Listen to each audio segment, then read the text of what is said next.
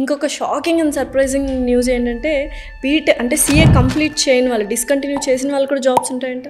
Absolutely madam, beautiful question, extraordinary question madam మీరు అడిగింది.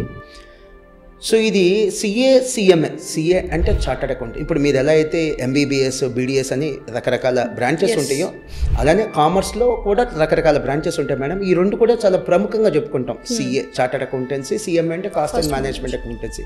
ఈ కాస్ట్ అండ్ మేనేజ్మెంట్ అకౌంటెన్సీని ఇంకో పేరు పెట్టి పిలుస్తారు, cost accountant. CA chartered accountant. So chartered accountant, cost accountant madam. So ఈ కోర్స్ గురించి నేను ఒక పాయింట్ చెప్తాను. ఇవి ఎలా ఉంటాయంటే రిలేటివిటీ. ఇవి బీటెక్ కంటే కష్టంగా ఉంటాయి, డిగ్రీ కంటే కష్టంగా ఉంటాయి. అవి తెలుసుకొని రండి.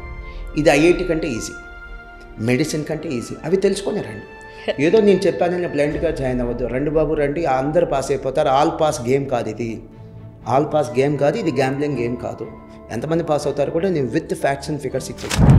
అండ్ మీ పాయింట్ మేడం, బీటెక్ సగం పాస్ అయ్యారు, సెమీ క్వాలిఫైడ్ బీటెక్ అని ఎప్పుడు వినుంటారు.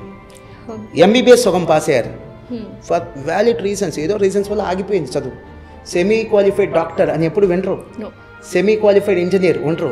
కానీ semi qualified chartered accountant, semi qualified cost accountants ఏమొద్దు. ఇప్పుడు సపోజ్ ఎవరైనా వ్యూవర్స్ ఈ వీడియో చూస్తుంటే, వీడియో ఫస్ట్ పాజ్ చేయండి, ఆపండి, గూగుల్ తీయండి, jobs for semi qualified CL అని కొట్టండి. ఒక పెద్ద లిస్ట్ వచ్చింది. 30,000, 40,000, 50,000 పర్ మంత్ శాలరీ.